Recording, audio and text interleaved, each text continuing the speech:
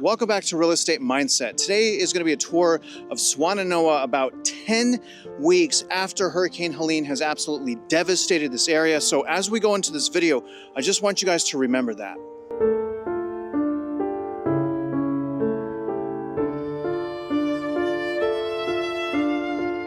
You can see how this building was attached here and the water actually knocked it off its foundation and spun it.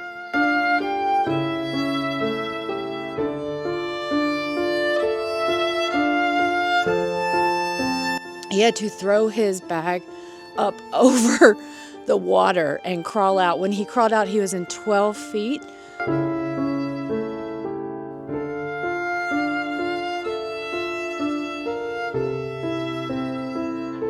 Asheville is used to seeing about 10 million tourists a year, roughly, and that will severely impact the economy of this area.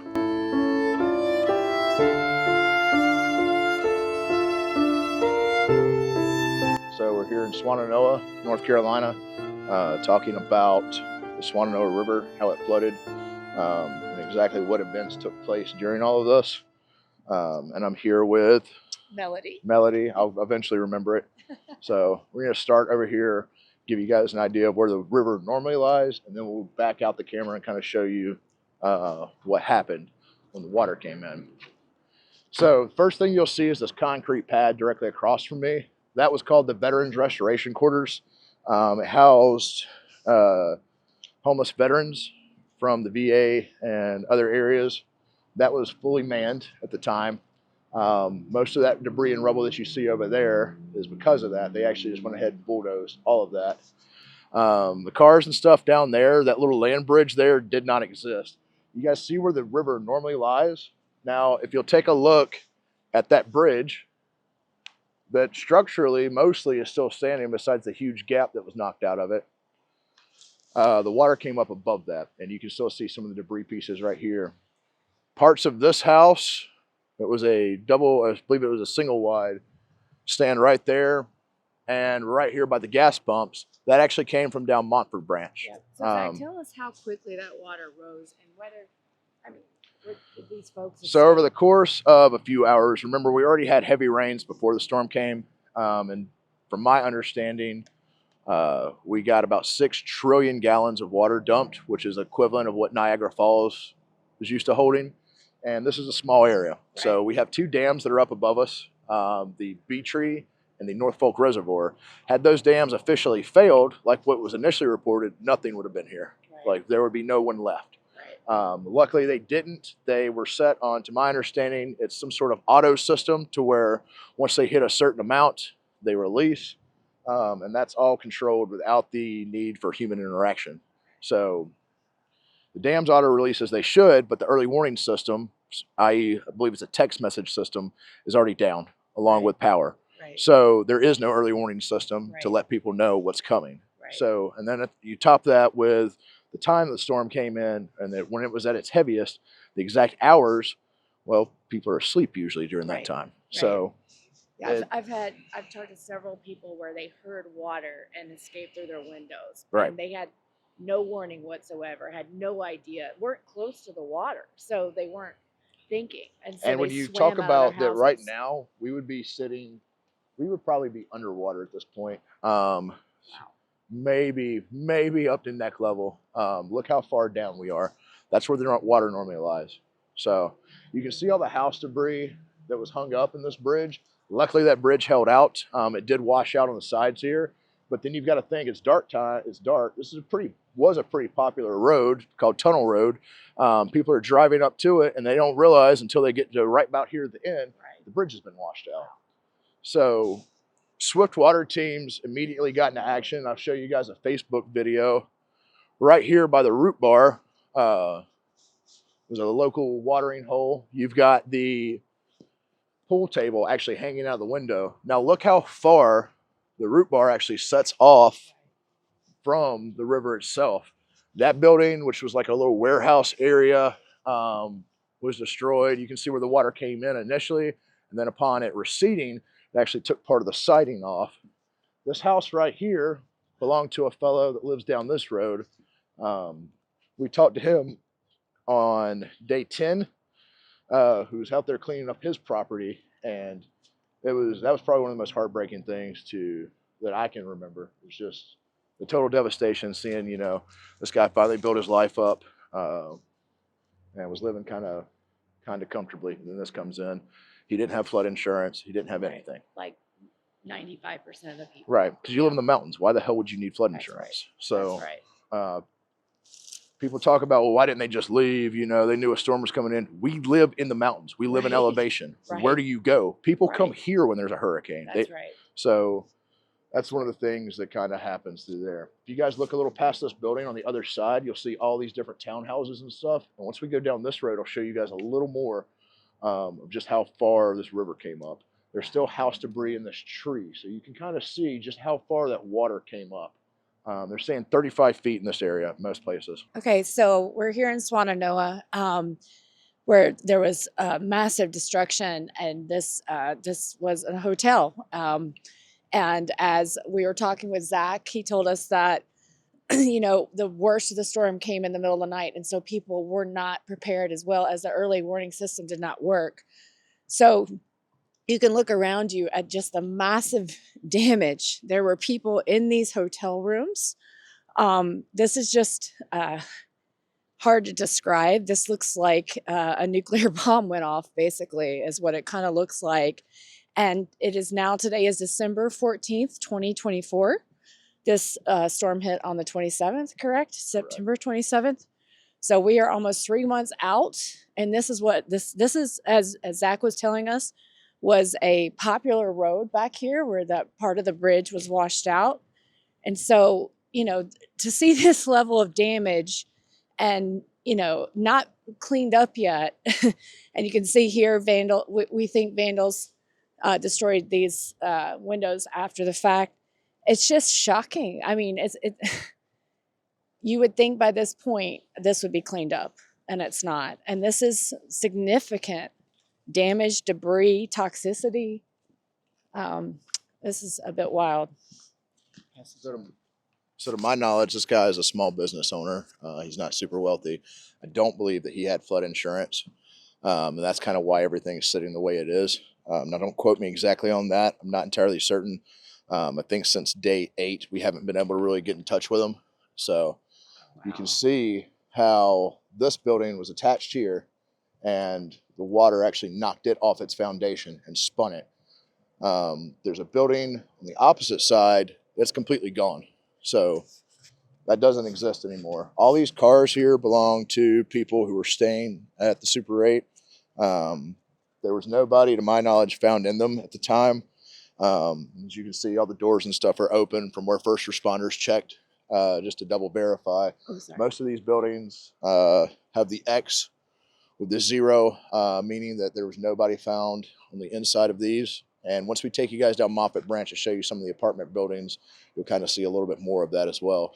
You're going to look at spaces because they've already put bulldozers through there. They're trying to repair some of those. The last time we were out here last week, when we actually dove, there was a cleanup crew and hazmat gear trying to clean out the mold and stuff. I think the plan is to try to reopen those.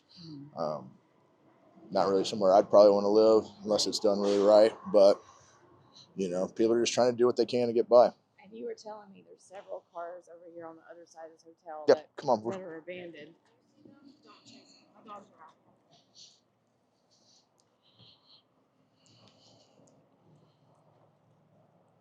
So all this through here, you can see. I wouldn't go through this mud if I were you guys. Just a little forewarning. We came through here on day 6, I believe it was. And along the riverbanks and stuff like that, I had some skin irritation. Like, no boats were melting or anything crazy, but just due to different chemical debris. You got to think, everybody has all these household cleaners underneath their kitchen counter usually. What happens when a house washes away? Well, now all that stuff's introduced into the water system as well. So you've got fuel, you've got all kinds of things that probably generally don't mix together. I'm not a chemist. I couldn't tell you what would happen, but I can tell you that there's been some skin irritation. The mud and the dust itself has gotten me sick a few times, I believe. You get over it, like whatever. We've learned to stay respirated up at any point. We use the P100. And that's about as good as we have out here currently. So a lot of those were initially donated.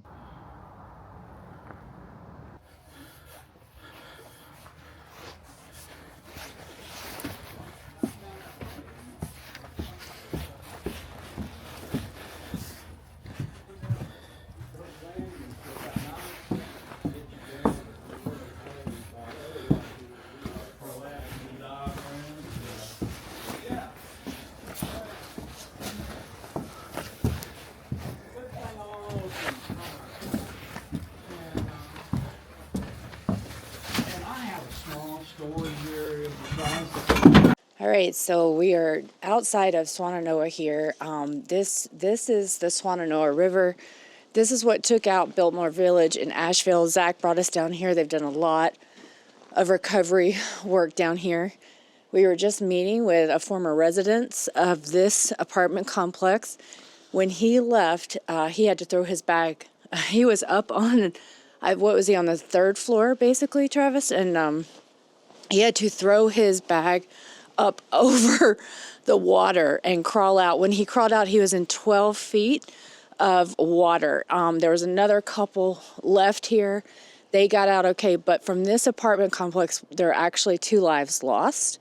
And you can just see the unbelievable damage around here, how high the water came up. So this is a raised, but the water came up to the 3rd floor essentially. So right now, Zach is just helping a gentleman who just came to recover. Today is December 14th, 2024. It's been almost 12 weeks and people still haven't been able to get into their homes and recover their belongings. And I think that people don't understand just how bad this really is. So the debris piles, I mean, this isn't safe. And you don't see scores of volunteers, right, Travis? You don't see scores of volunteers coming to help remove this stuff. So across the street, there were, we think, 4 houses here that got swept off. Down a little bit further, Zach showed us a BMW that they saw a mirror on the ground. They went to pick it up and they realized it was actually the car was impacted into the embankment. They also found a woman that was impacted in the embankment. So this is just unbelievable damage. And I think the most important thing I want everyone to realize is that this gentleman this is the first time he's getting back into his home. He's by himself. Luckily right now we stopped and you and Zach were helping him bring his belongings down. And this is what's left. He went and stayed with his daughter for 2 months, basically. So, guys, there's just a ton. We need help down here. We need people who can help remove these debris piles. We need people who can help people get their belongings out of their home. And so, I know that this is just so hard to describe. And even with video, words, photos, there just are no words for this. And the people here really, really need your help.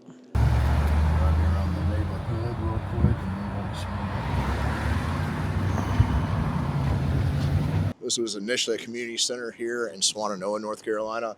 They had a donation site set up here, little tent city. It's kind of cool. You had little hippie jam band folk kind of playing along here. So this is where the more vibrant members of the Swannanoa community were hanging out. They were doing awesome stuff, helping out the community. We got Blunt Preston's up here who's doing awesome work with bringing in donations, taking care of people. So we can actually see they've still got a kitchen that's open up here. Red Hook, I think it is, Red Hook something in this little Airstream. So ever since the beginning, I think days 3 and 4, is when this started kind of getting stood up. And just recently, over the last 2 weeks, I'd say it probably shut down. Or at least scaled back operations tremendously. But literally on the other side of this, where the ambulance is, like all of this was flooded out pretty good. Yeah, and you were just showing us a fire station as well, right, that lost a couple of trucks. That was back there. They were out trying to help people and, being without communications for 14 days. No one ever thinks about what the first responders themselves, who are tasked with trying to take care of the community, but they've also got families that they couldn't get in touch with. They couldn't get back home. Right. So, yeah. So anybody that's really in need of this area, there's still kitchens that are set up, but there's not a whole lot of support that's still going on around this area. You've got Savage Freedom that's doing some stuff still. They're still pretty much a major operation, but they're also scaling back things. When it comes to the donations and stuff, and as we transition phases, different needs are trying to be met, and more long-term options are trying to be established at this point. Right. So why are they going home? Why are these places closing? So there's multiple answers to that. Being out of a state of emergency, declared emergency, is one of them. Funding is another. Storage space in general, that was always a big issue. Another major hub, and I kind of took you guys by it, was the Silverados, and they're still operational. And that, to my knowledge, is being funded privately. They're one of the bigger country music venues / bars in the area, and they have just completely converted their space into helping the community. So they're doing awesome stuff, Corey and his team. And Corey's a pretty prominent fixture here in Swannanoa. He's got like 3 or 4 businesses, really awesome guy. So he took to it along with his teammates. They really made a whole bunch of stuff happen, and they don't get a whole lot of credit. They're not out there making YouTube videos or anything like that. They're out there just doing the work. So those are the guys that, eventually would probably stop over there. I'll shoot him a call and see if he's okay, but they probably don't even want to do interviews. They're here for their community, and they don't want to be bothered. So. Well, I just want to say you just took us around a very large area where you yourself personally searched. Yes. And I mean, this community, what I can see, is very important to you. We were also where you like to go play pool, and now the pool table's hanging out of the window. Yeah. But, I just want to say, and we're standing here freezing, so I'll say it quickly, but how grateful I am to you for all of the work you've done in this area. You personally have put many of the X's on these buildings, and so we just want to thank you for everything you've done, and you've been doing it, as you just told me, day one, simply hours after it began. Your boat, you lost a motor. I mean, you were hit by another boat. I mean, you have just been completely here from, minutes after the storm. So it's a team effort. I mean, there's so many people out here. Like I always say, anybody's got time to do YouTube videos, even myself. Like, am I doing anything right now? No. The guys that have done the most work are going to be the ones that you'll never even be able to get in for an interview. There's the guys who, their story needs to be told in some way, shape, or fashion. If you can figure out a way, that would be awesome. But they're the ones that usually stay off camera. So those are the guys that usually get all the credit, that should get all the credit, because they're the ones that are making things happen day in, day out, 24 hours a day, 7 days a week. So. And if our media was supporting, if they were here, then, we wouldn't have to do YouTube videos. We wouldn't have to. Yeah, what you guys personally do is awesome to me, because we can't get the mainstream media here. And with if the mainstream media was here, that would cut down on circulation of some of the more nonsense things, some of the hysteria, and the things that have kind of been inflated, to the distractions. Right. They're just distractions right now. Right. Right now, what's important is getting these people housed, getting them shelter and food, and all the rest of it is distractions, just like the distractions of drones in New Jersey right now. So nonsense. Absolutely. Absolute nonsense. Right. So the people of your country need you here in North Carolina, Tennessee, Virginia, South Carolina. They stop looking in the sky. We need you here. Yeah, I agree 100%. Zach, tell us a little bit about this area. Where are we? So we're still in Asheville right now. Back over here, you have the Regeneration Station, which was this cool kind of consignment shop that had a whole bunch of different like house decor and everything from like military surplus uniforms I've seen in there. It was a really awesome shop. That got flooded and washed out. Over here, you also had Brother Wolf Animal Sanctuary. They had cats, dogs up for adoption. They were able to evacuate that successfully without the loss of life. But this is primarily what this district is known for, is the tobacco barn that's back this way, and a few artist shops. So you also had a brewery down this way. You guys can see, luckily those houses are on stilts. I don't know how well they fared, but right behind us we can see this tanker it did not fare that great. So that just kind of gives you an idea of how much water, how fast, and how hard everything was moving through here. As far as the antique barns and stuff like that, that was something Asheville was known for, along with all the other furniture places around here. Dwellings Furniture, which is very famous, was down further this way, closer to the Builtmore Village. And then as we headed in the Builtmore Village, the Wendy's, all that stuff's gone. The McDonald's, all that, it's no more. So Yeah, you were just talking to a friend about a bar that you used to go play pool in, and it sounds like those business owners are not going to rebuild. And no, and it sounds like if they do rebuild, it's going to be somewhere else. We hope they rebuild. They had a really awesome community, really awesome folk that go there, but that kind of seems to be the case for most of the things this flood touched was the good things. So it's kind of the things that made Asheville, Asheville, so to speak. So a lot of your artist districts, and the things that bring people to Asheville. Asheville is used to seeing about 10 million tourists a year, roughly, and that will severely impact the economy of this area. and I mean, I think we just actually met a tourist who was lost because I think people don't understand how little cleanup has really actually happened. I mean, there has been some, but coming here, you never know when you're going to turn around and the road is closed and you don't know where you're going. But have you heard any numbers or like what the impact might be in terms of how much lower tourism Asheville might see? So I don't have those figures. Maybe the Chamber of Commerce or something like that would.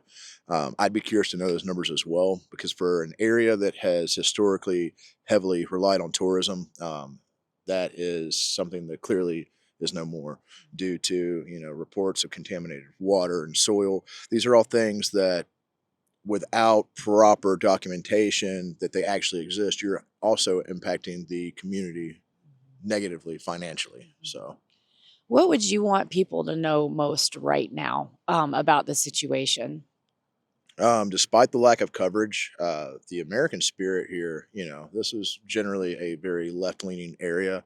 That politics got thrown out the window. Everything, you've got big old burly redneck Republicans out here with blue-haired leftists doing the absolute most. So Doing God's work. yeah, so that's the big thing out here is when you really break it down to it, no American hates their neighbor, because in times of hardship, we are very much a unified country. If we could remember that outside of times of hardship, I think we'd all get along a lot better. I completely agree. And everybody remember that, Zach, you are doing God's work. We've traveled around. We've seen places you've personally searched and recovered people. So if you want to help Zach keep on helping rebuild this community, please make sure and look below. And we'll have all of your information in the show notes. And before we sign off, what are some specific needs right now? You and I have talked about a couple. Why don't you mention those? Specifically, what our team is looking for is some sort of 4x4, 8-passenger vehicle. We don't really care what it is, how it looks, what shape it's in, as long as it runs and drives. We even have a mechanic that's pretty good at fixing things. So if you got something sitting around that you're not using, we can definitely utilize that. We have a very large area to cover, and until we can officially say that we have given our best effort to locate everyone, and realistically, some people aren't going to be located, but we're going to give it our best shot. But until then, we're going to be out here, and we're expecting till at least April. And you also mentioned you needed a sonar expert, right? Sonar expert would be absolutely amazing to have. We've searched a lot of the land. The big thing that we primarily want to focus on, especially with the colder weather, is utilizing some of our dive aspects and utilizing that sonar. The Aqua is a great tool. However, it's primarily designed for rescue purposes, not recovery, and needs at least a human torso or larger. At this stage in the evolution, we need sonar and someone who's capable of reading sonar. We have boats, we have divers. That's one of the things that we're lacking. So Yeah, so any sonar experts out there, we need you here. And you said, you'd take them for 2 days. You mentioned a couple of dates. We'll use them as much as possible with the time span that they have to donate to us. So. Yeah. So December 27th was a date you threw out to me. That would be great. We've learned that, everybody wants to celebrate Christmas, their family. I very much get that. Immediately after Christmas, we want to resume our operations back here on the ground and just see what we can find. Please just tell me what's on your mind,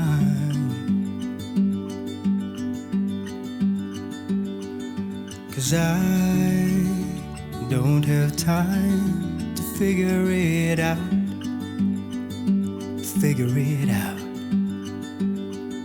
We haven't been our best for long. I think that we're just holding on to something that won't work out.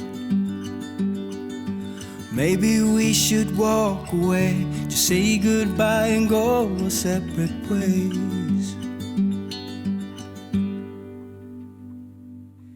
I can feel it deep inside. We will never work this out.